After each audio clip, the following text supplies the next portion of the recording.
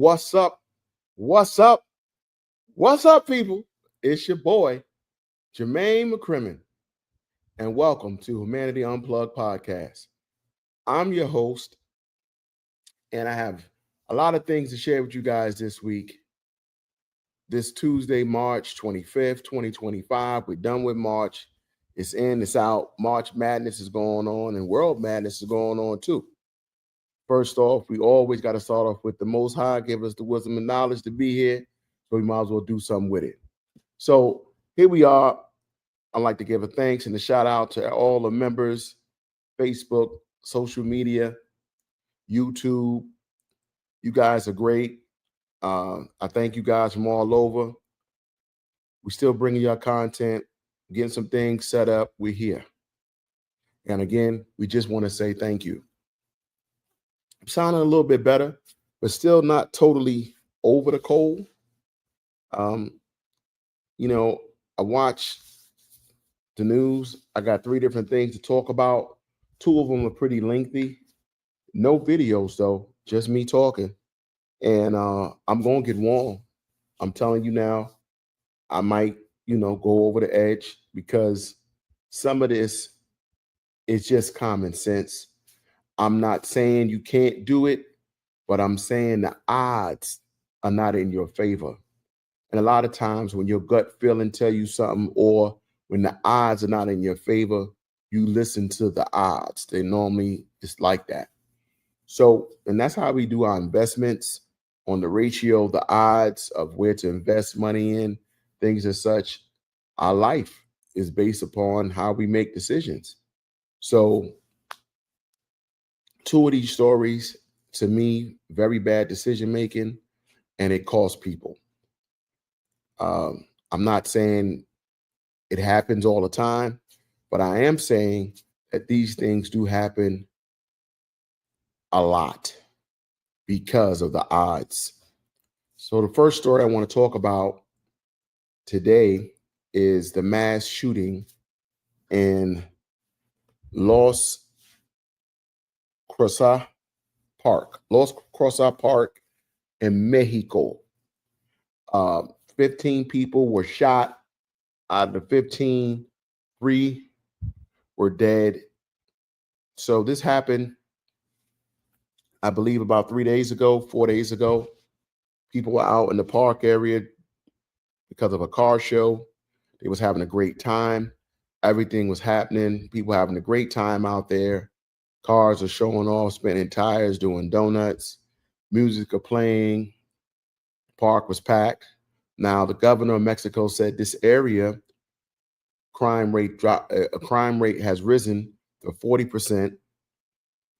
It's the high right now. And allegedly, 2 different groups got into some type of argument that led to bodies being injured and life being taken.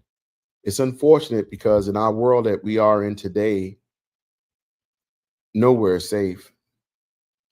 I mean, we had shootings, Walmart, we had shootings, Target, I believe. We had shootings at the mall not too long ago. Hospital shooting in Pennsylvania. Excuse me. Things are happening all over. In New York, you got transit, people getting killed on the trains.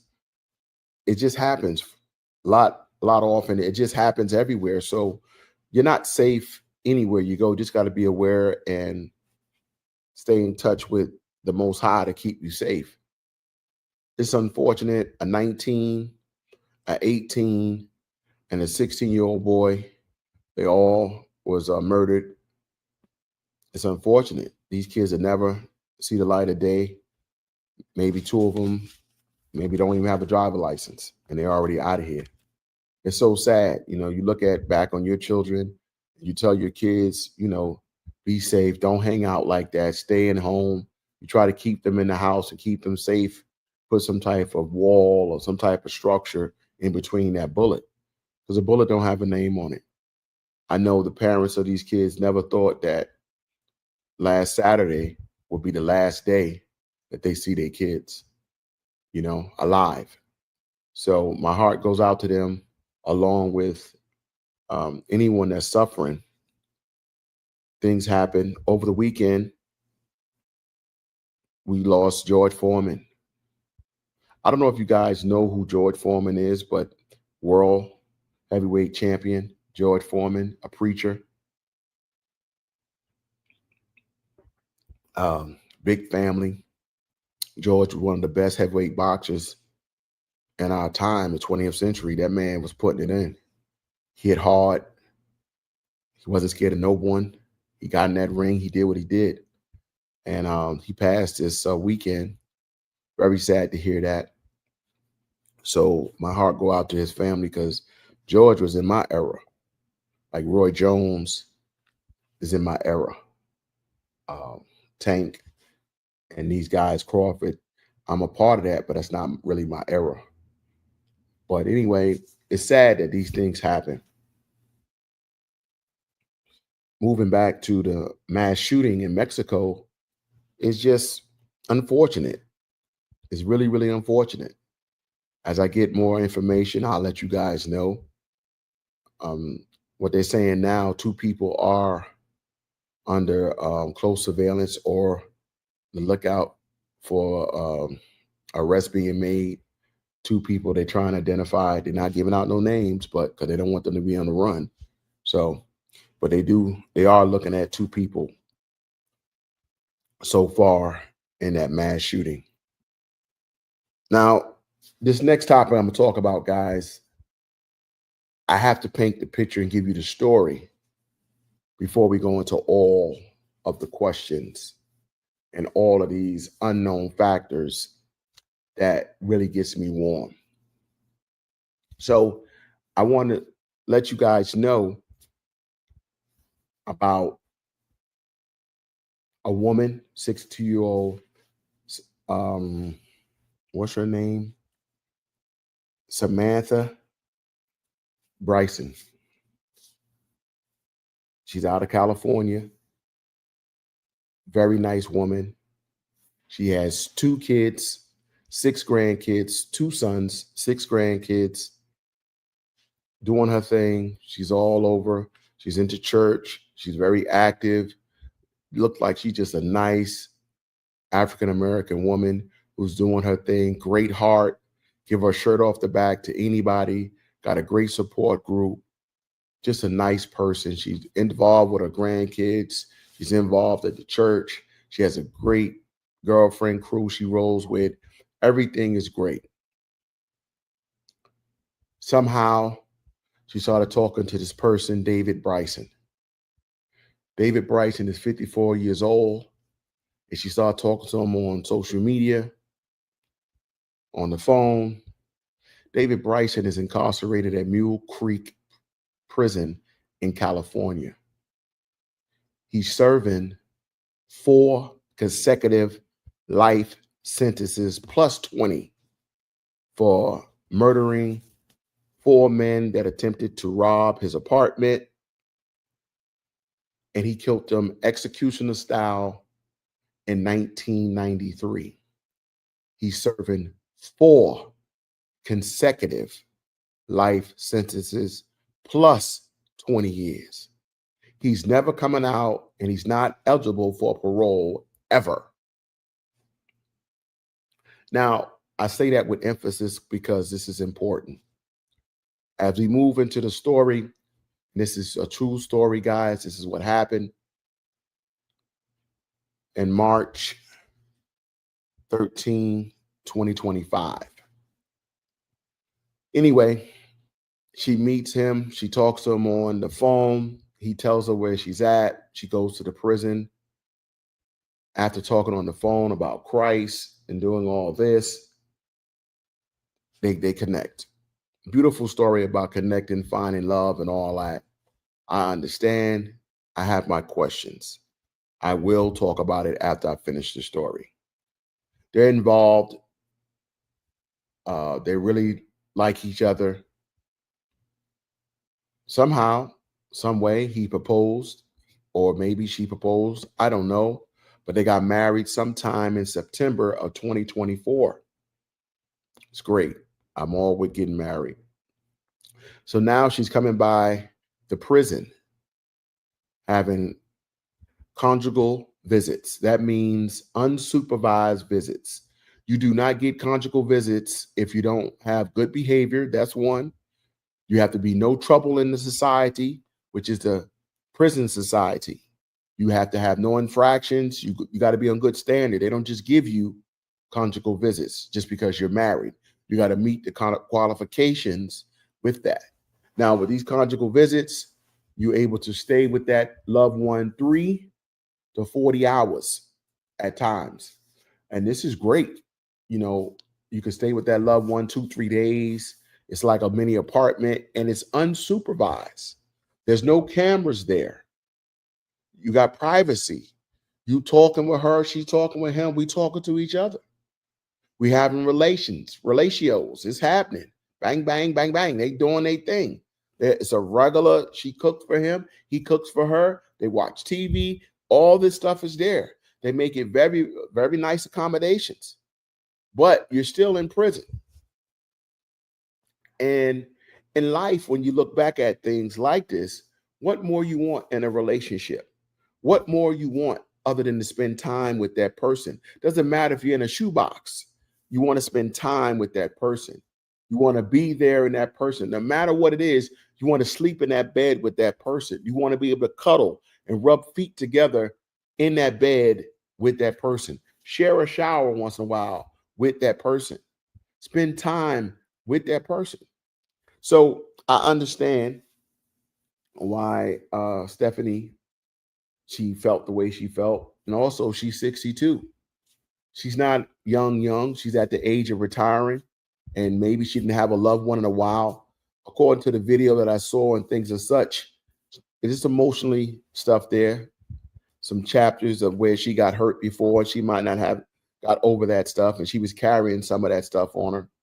No matter what, as the story goes, on September 13th, she came to visit him, conjugal visit. It's not the first time. She'd been visiting him quite often.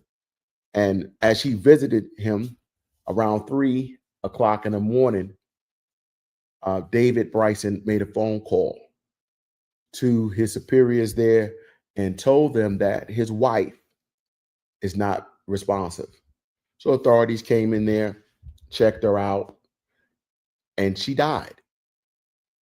Autopsy came 4 months later that she was strangled. Now, I don't know about you, but 1 + 1 = 2. And if it's only 2 people in the room and she got strangled, we know who did it. He did it. He killed her. There's no ifs, ands, and buts about it. He killed her. No charges are against him right now, but her family lost a loving grandmother, a loving mother, friends, a loving sister.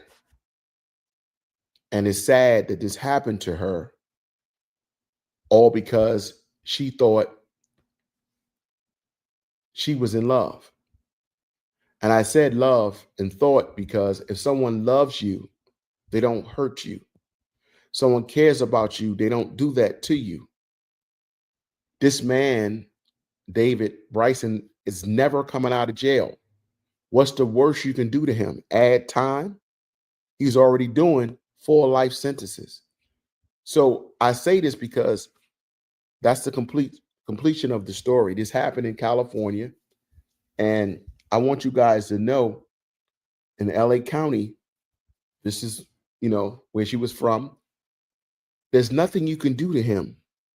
They're not going to charge him, execute him? That still takes 3-4 years after that's the 5th person he's killed. Where was justice? A lot of people would say and emphasize that, justice, there's nothing they can do. Conjugal visit is a waiver she signs. I'm letting you guys know she signed a waiver. She signed a waiver. That protects the precinct. That protects the prison. So, she went in there knowing that this is a prison, knowing that these are inmates. You married one. You married a very violent one. And yeah, he didn't do nothing the first 3, 4 times.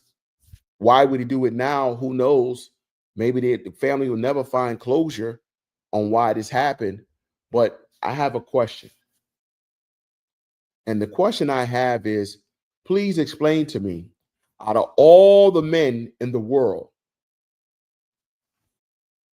all the free men in the world, I have to say that like that. And I have to say also, we as people got to make better decisions in our life.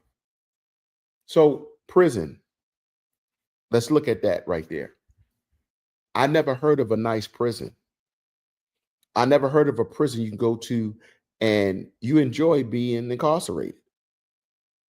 Most prisons are segregated.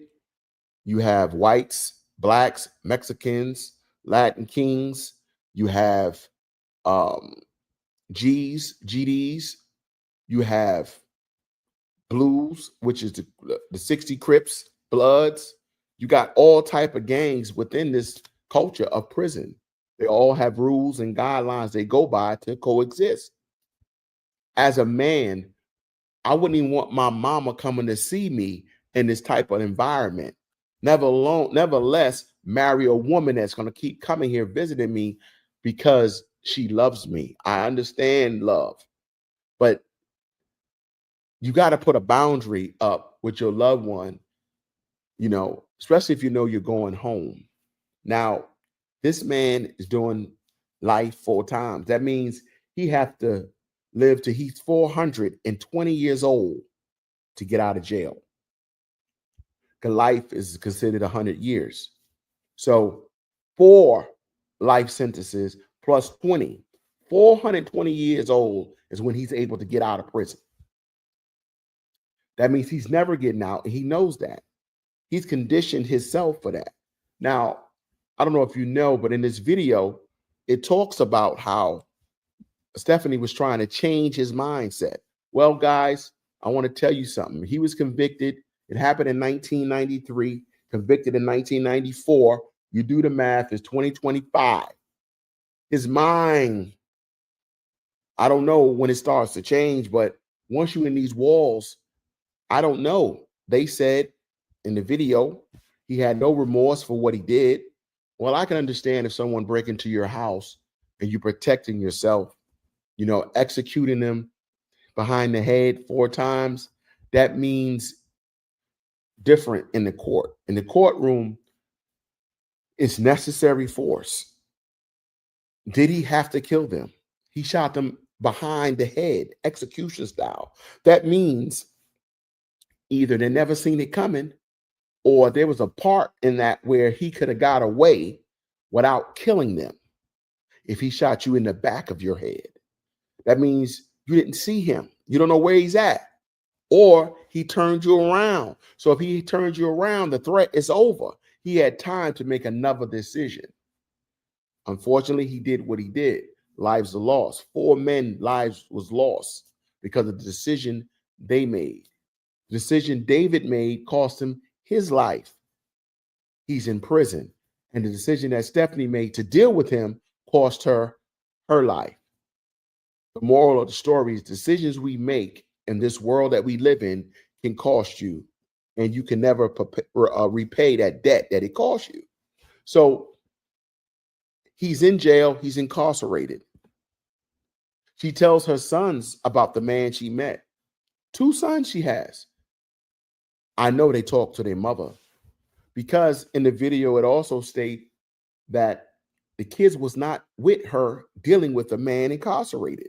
Her friends wasn't with her dealing with a man incarcerated, but she had the buoyancy. She had the personality. She had the integrity to be a woman that can look past your faults and see your good. And that's great. I think everyone should be able to do that. But you got to also understand you can't change everyone. There's some people that you have to leave it in God's hands and let them take care of that person situation. I'm quite sure that man might have some things attached to him that he don't know how to deal with yet. We got to look at his history. what he's dealing with, what mental issues he might be facing to feel like killing people is the answer, especially killing someone that you just got married to 9 or 10 months ago. He wasn't married a year. Guys, we're in March. He got married 24 of September. He wasn't married 6 months, maybe 6. What we got? September, October, November, December, January, February, March. There you go. 6 months and she's dead? I don't know. I don't understand that. But everyone is telling her, according to the video, allegedly, these kids spoke. This is all live stuff. The kids spoke to her. They said what they said. And they told their mom they wasn't with it. And she went against all the signs. See, the signs are people that just tell you, think about it. Those are the signs. Sometimes signs come a different way, you know. But in this case, her signs was her children telling her, don't do it. This is a mother who had 6 grandkids that'll never see her again. It's sad. She's gone. Gone. Never come back. Now, of course, the family is blaming the prison. Oh, the prison can't be doing this. Oh, the prison, there's conjugal visits. Something got to change. The guidelines are the guidelines. You know how long conjugal visits been out? Over 15 years. Excuse me. I drink some water. Over 15 years conjugal visits been out. People been doing this nonstop. Most people don't mess it up because they like to have their loved one come in, you know, say if you're a soul food cook, you cook some food, bring food in, cook, you're relaxing together, you have a great time. It really takes your mind out of where you're placed at. So for someone to do that, let you know that their mindset is really messed up, man. It's so sad. But the other part of this is we couldn't find no one else for Stephanie to deal with. We couldn't find no one she could talk to other than this guy. There were no men out here that she could have looked into as a friend, not even as dating too much, just as a friend. No one at the church. No one could reach her and tell her, listen, I'm not saying he's a lost cause, but good behavior alone doesn't cause you this. Also, because he knows the Lord don't make him a saint. Or he can quote some scriptures, make him, oh, thy holy. Excuse me, I'm sorry. We got to look past the veil. Uncover that person, peel the onion, get to know who he really is. Ask some serious questions before we get into marriage. These conversations on the phone should be real thorough before you even go visit. If 2 things he's going to have for sure, if you've been incarcerated for 11 years, 10 years, 20 years, you should know how to talk because you ain't got nothing but time. The books are there. He should be able to quote some scriptures if he's reading the word. Yep. His tongue game should be mean because that's the only thing he got to offer a woman is talk. Don't be so naive. What? Between his legs, that's all he got too. He has nothing else to offer, and that's all is needed. But the heart, somebody got to look at his heart. See what's going on with him. Talk to his siblings. Talk to his aunts, uncles. Talk to somebody else other than him. Maybe other fellow inmates that know him. Talk to somebody else. Talk to the officers inside of the prison and see, can they give you some play on his self or who he is and how he represents himself.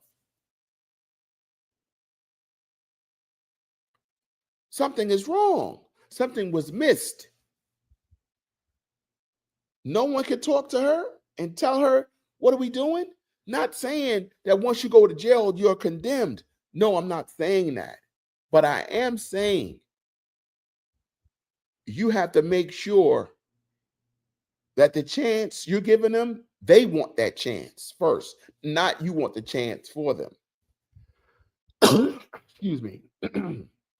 In life, a lot of times we push our children to go to college.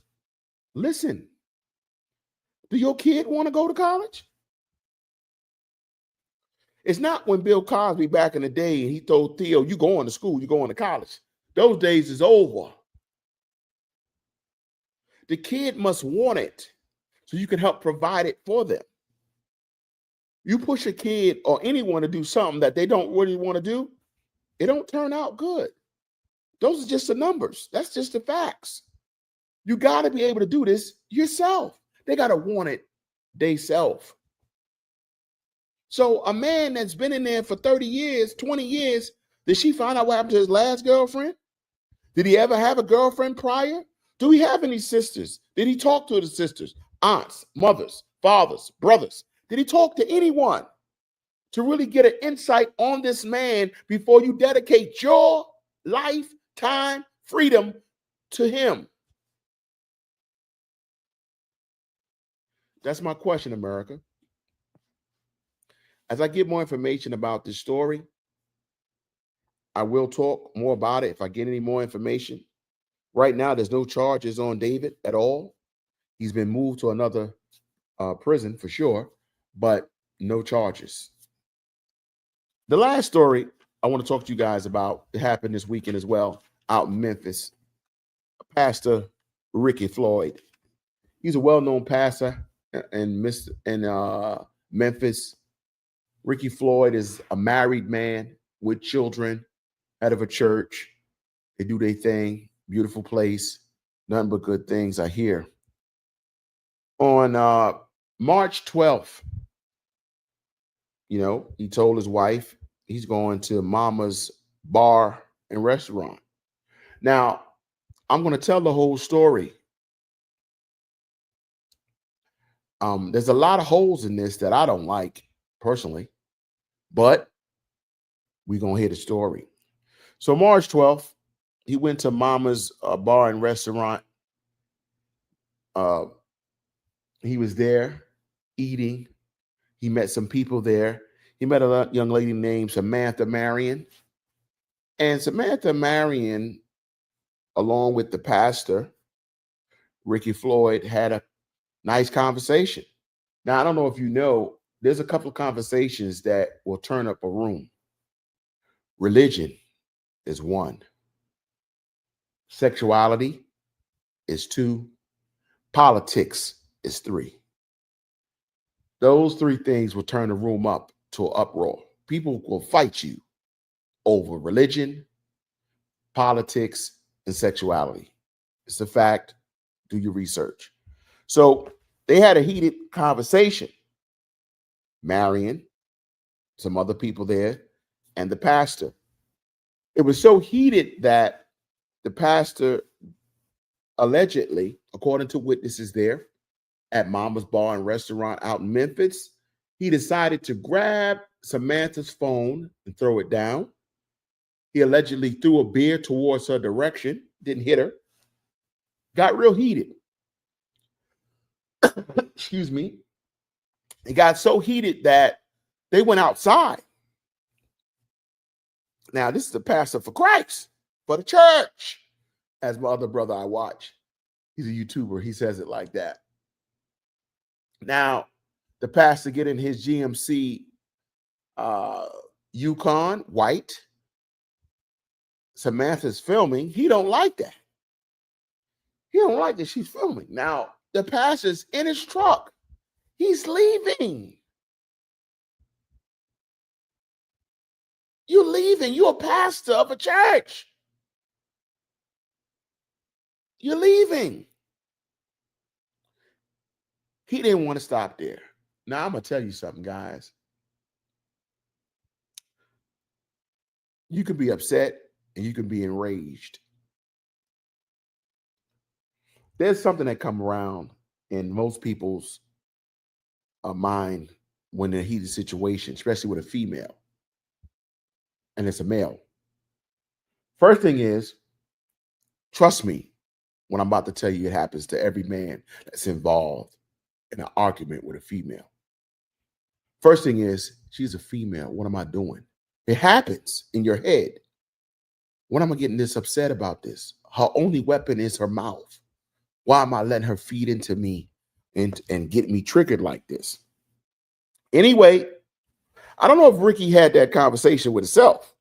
Pastor Floyd got out the car, out of his Yukon, because she was filming his plates. Because you know the man threw a phone, got out his SUV, his truck, and started walking toward her. Now you could hear in the video she's saying, listen, I'm backing up. And I'm backed up 3 feet already, 4 feet. Other men have jumped in between them and try to stop the pastor of the church, you know. And he knocked these guys down. I'm not saying this. This is what happened. All eyewitnesses, this is not allegedly. This is what happened. He threw people down to get to this lady. Now, let me tell you something, guys. He didn't know. She was packing, meaning she had a gun. She took her gun out and put 2 in him and laid him down, killed him right there on the spot. So, you know, this is crazy. She goes to jail. Her bail is, I believe, was $100,000. She posts bail. She's a mother, working woman. She's not a person that's just hanging out at a bar with no life or nothing like that. She's a nice person, has a job, takes care of her family, everything like that. So she's a credible person. The word was that she just shot him for no reason, and she approached him aggressively and shot the pastor. Now, this was on Saturday when all this came out. Or I would say maybe on Thursday or Friday that happened. On Saturday, though, up-to-date video came out. She, after she posted bond, she posted the real video from her phone. And it clearly shows the pastor is the aggressor. He is the aggressor. She gave this video to her lawyers. They put it all over YouTube and all over because this helps her case. She was telling him clear as day in the video, please stop. I'm backing up. Leave me alone. Now, I have questions. Oh, yeah, I got some questions. Number one, I'm not saying a married man can't go to mama's bar and restaurant, but maybe, you know, we couldn't get it to go. The food. Maybe if you wanted to have some people to talk to, you invite them to your environment or your house, because it's not a good look for a pastor of a church to be at these environments where beer and all this other stuff is. Not saying you can't go out, but you take a risk of things being escalated when you put yourself involved in an uncontrollable environment. See, a couple things could have happened at the house that could have shut this down. They could have asked her to leave. The wife could have got involved. Kids could have got involved to stop dad. Hey, dad, please, miss, please leave. Other male friends that back up the pastor could have been there to really get her up out of there. Or if he ordered the food to go, he's just going to pick up his food, get back in the car, go home.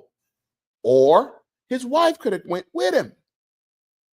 That's the thing I don't understand. You the only one hungry? Your wife wasn't hungry?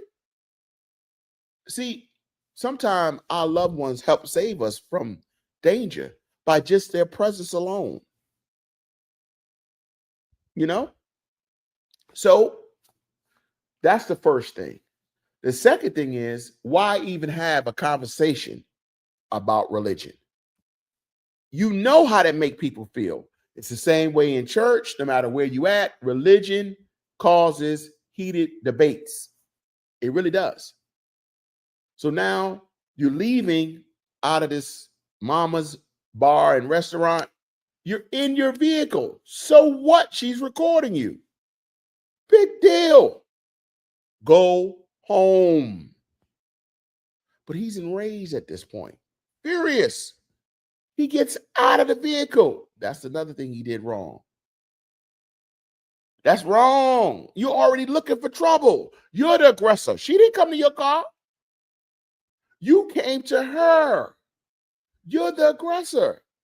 You knocked other men out the way to get to her. You're the aggressor. It's sad. If that was my wife, I would want her to do the same thing. Put two in him. Your life is in danger. Stop the threat. She didn't run from the scene. She wasn't carrying an illegal gun. She was licensed. She was legit. He just underestimated her and thought he can bully her by being that aggressive toward her. Meanwhile, no witnesses said she did something to him. No witnesses said she threw something at him. And I'm not trying to show Mr. Floyd up. He's a pastor of the church, right? Cool. But this aggression, you can't have it. The signs, getting out of the car, step 2, wrong. The walkover, step 3, wrong. Step 4 is the commands. She was saying, I'm backing up. Leave me alone. She's giving you warnings. He ignored all this stuff. The rage he had to be in. What did she say to him? So a lot of people, speculation is, stupid is, stupid does. People are really trying to understand, did they have a sexual relations? Guys, I don't know. I don't know what's going on. Allegedly, they said, no, it wasn't that. We're 38 minutes in on this podcast. And I want you guys to know, I don't really know. I don't know. To me, she did what I would tell any woman to do. Protect yourself. Because you have a voice and you talk and someone get mad with you, you didn't do nothing to him. He grabbed her phone, snatched her phone out of her hand and threw it. What did she do to you to make you act like that? What was said? It seems to me they had to have some type of history because he was that close to her to grab her phone and snatch it and throw it. You don't just get to a person's personal belongings. They always keep a little space, especially once the heated debate goes in. There's a little space. People trying to calm it down, break it up, Well, when I know more, you'll know more, guys. I'm Jermaine. I'm your host for Humanity Unplugged podcast. You guys have a good one. I'll see you on Thursday. Be safe.